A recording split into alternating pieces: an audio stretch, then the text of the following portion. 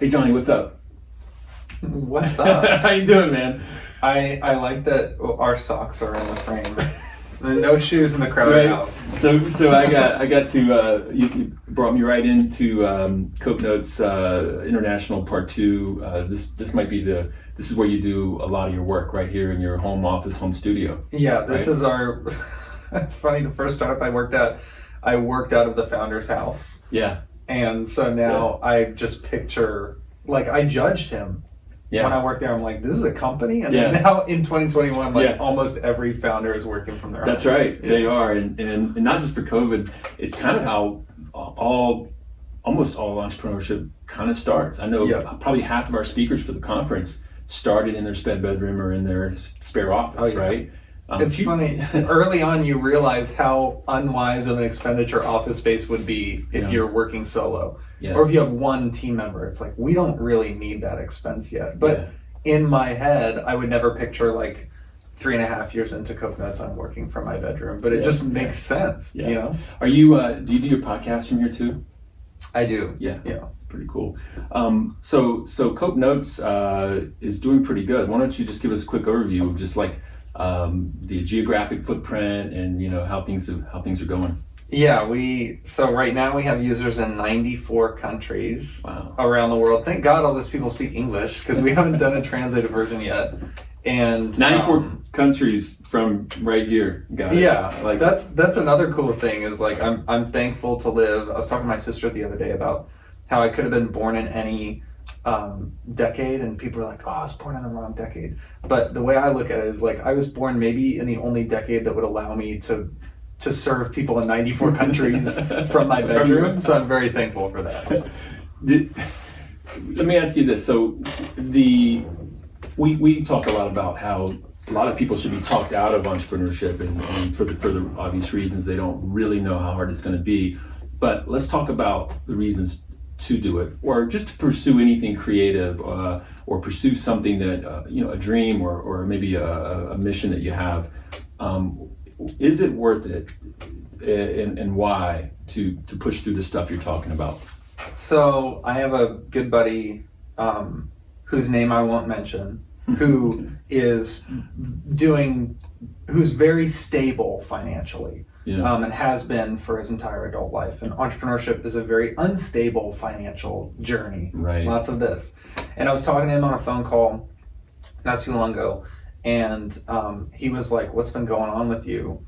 And I was like, well, let's start with you, because he had mentioned that he wanted to have a phone call. So I'm like, I'm assuming there's something you want to talk about. And he said, well, honestly, I'm more stable than I've ever been in my entire life, and everything is going right, and I'm checking all the boxes, and I'm right on track with where I thought I would be, and I feel this emptiness when I lay down at night that I'm not doing what I'm supposed to do. Is this him saying it, or you? Yeah, that's him saying it. Yeah.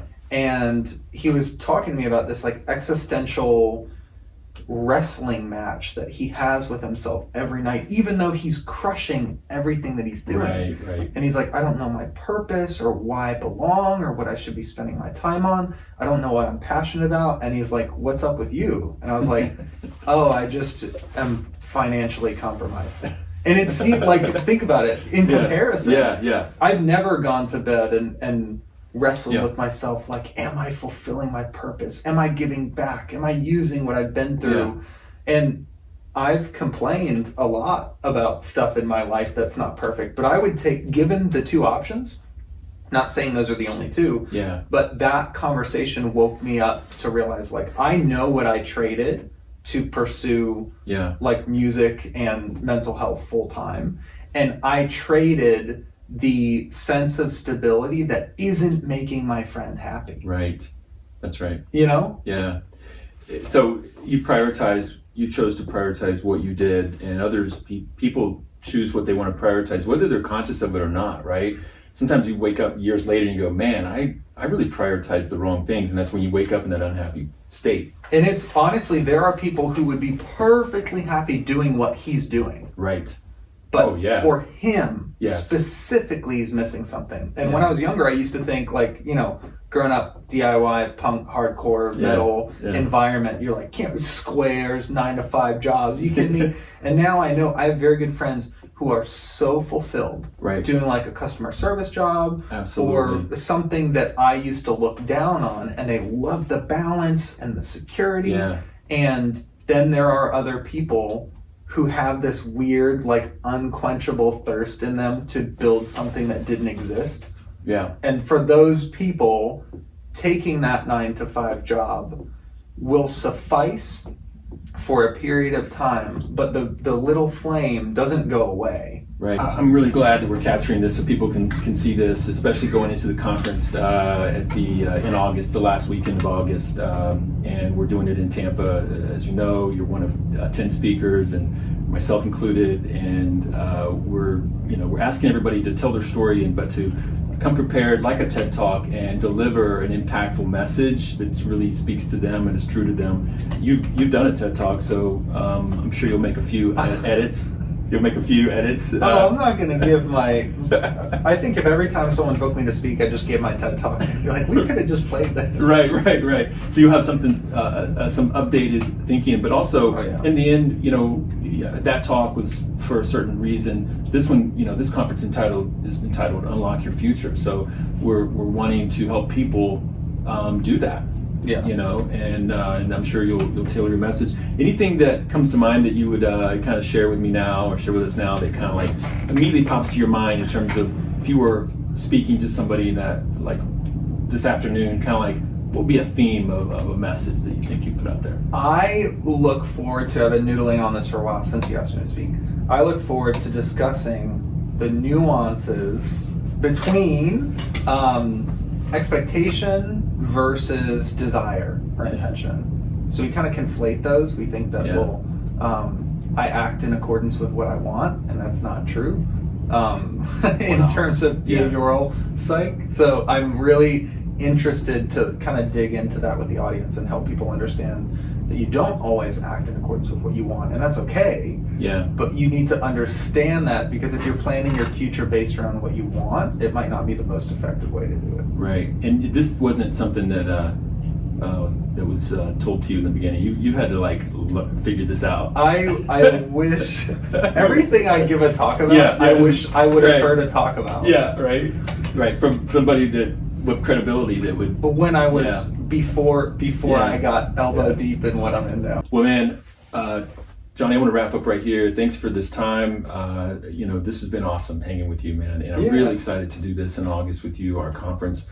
And it's great too, because we're right here in Tampa Bay, so we don't have to go very far. Some of the other speakers, we have other speakers who are flying in, and we're like, come join come be in our beautiful city. And even I want to say too, to attendees, if you don't live here, please come down and meet us. Like, you won't be the only person traveling. And in fact, I've learned through touring and through Coke Notes, having connections in other markets and other cities might not benefit you immediately, but there will be a time at some point in your future where you're like, oh, I need to go to Tampa because my grandma's whatever, and you'll be like, oh shoot, I know a ton of people down there now. And it doesn't hurt that we have this amazing, awesome, modern airport that's practically on the water. And then you're going to take a 4-minute Uber to the Grand Hyatt overlooking Tampa Bay. It's pretty. It's like, if you needed any reason to get away, even if it weren't for the reasons Johnny just gave, why wouldn't you ever want to do that, especially after this pandemic, to be able to come to a beautiful place like Tampa? So I'm with you. Let's get some folks. We do have some speakers flying in. I already know a few people who are flying in, so let's keep the word out. Thanks again, Johnny. It's awesome. We'll see you in August. Or before then. All right. See everybody.